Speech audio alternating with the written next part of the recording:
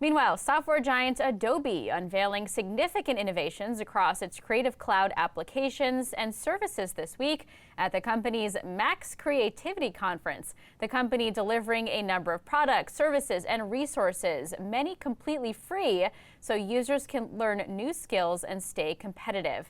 Joining us now is Scott Belsky, Chief Product Officer at Adobe and also an early investor in Cheddar. Scott, great to have you on the show with us today.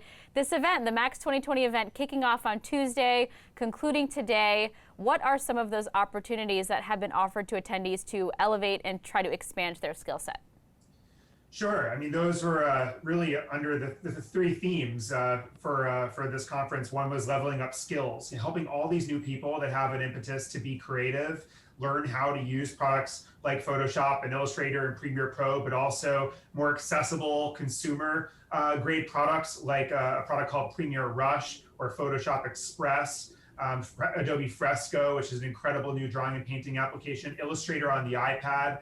So our goal was really to deliver creativity to all in this conference. We also talked about some of the future mediums like augmented reality and virtual reality and new ways that creatives are collaborating in big companies and small.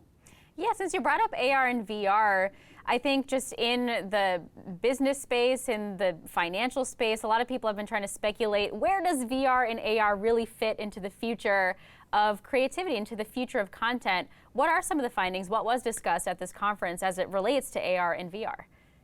Well, it's really exciting to think about a new medium like augmented reality, but the truth is that if it's not rich with interactive, creative experiences, it will fall flat. It doesn't matter how great the devices are. And so we've partnered with a lot of the great companies that are building devices for this new medium. And now we're trying to make sure that creatives are outfitted to contribute to it. So for example, if you think about a three-dimensional object in a augmented reality or virtual reality space, it has to look real. And so we actually have a product called Substance that makes you, that gives you the textures and materials to apply to this 3D object to actually look real. And then we have products like After Effects that animate it, and products like Aero, Adobe Aero, that helps you create a scene so that when you walk in to a store, it like kind of comes to you and it guides you to where you're going. And so really just thinking about every part end to end of this new medium of augmented reality and virtual reality as well, is what our tools are hoping to do. And Scott, you said in your keynote that there's never been a more critical time for teams to be in sync, work efficiently together, even if they're at a distance. But when we think about creativity, a lot of that comes from, casual run-ins at the office or brainstorms that you hold in person. I do wonder, what are some of the digital tools that can enhance that kind of off-the-cuff creativity that comes by just being around other people? How can that be mimicked in a digital world? That's a great question. I've started to call that spontaneity as a service. Yes, we're so efficient these days. We all show up at the meeting and we log into the Zoom or whatever, and then we leave. But how about all the spaces between the scenes? I think some of that happens in some tools that we have now, but just in more casual ways that we use them. I mean, for example, Adobe XD, our experience design product that allows people to co-edit in the same document. What you start to see is people actually doing funny things, in the same document to communicate with each other, as opposed to just professional things. And there's new startups out there too that are really exciting, that help people kind of have this ambient audio experience where they unexpectedly run into their colleagues only in audio and then have conversations like water cooler 2.0.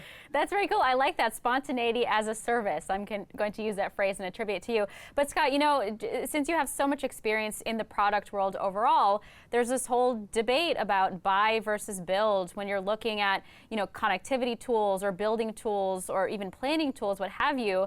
How do you think the pandemic has shaped how companies are thinking about building infrastructures, building services in-house versus outsourcing or versus going to a company, an existing service like what Adobe offers? Yeah, I think, well, first of all, every enterprise function to some extent is being reimagined right now. The ways we used to do things in companies that were very siloed and single player are all becoming multiplayer.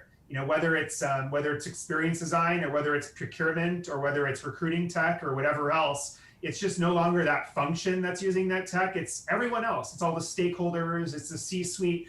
Everyone wants to kind of have a role. And you especially see it in the world of creativity. This stuff used to be confined to the design and creative team that sat over in the corner there, and you didn't go there, or they didn't come to you. Instead, now everyone's a stakeholder of creativity to some extent. Everyone wants their PowerPoint presentation to stand out. Everyone wants to be able to merchandise their brand's message on social media with compelling and consistent graphics and fonts, etc. So as these tools become multiplayer, I think a lot of companies are adopting tech that allows them to do that. And I think that's very hard to build internally. You ultimately want to find the best-in-class solution that is thinking about a more collaborative experience and offering.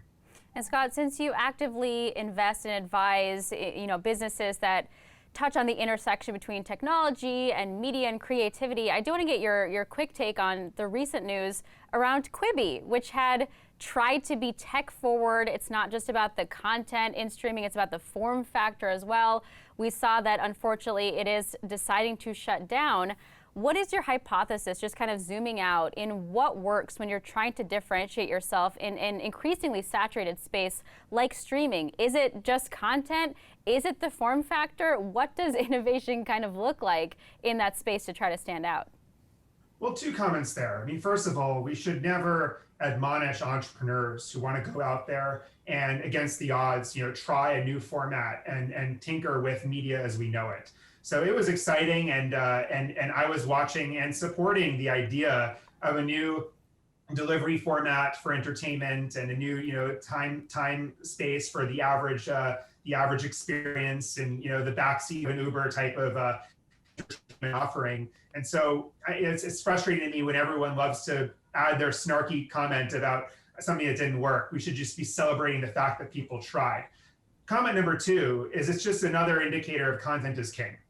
And it's amazing, sometimes when something is released exclusively on a product like Tidal, which is a more niche music service, it suddenly jumps to #1 in the App Store. So you could also argue that Quibi was one hit away from being a success. It's really hard to tell, but it kind of comes back to the fact that at the end of the day, it's about creators, it's about their ideas, it's about their ability to express themselves. And, of course, I would imagine the tools you use to do so as well. Mm-hmm. All right, Scott, thank you so much for your time and for your insight. We really appreciate it. That's Scott Belsky, Chief Product Officer at Adobe. Thanks again.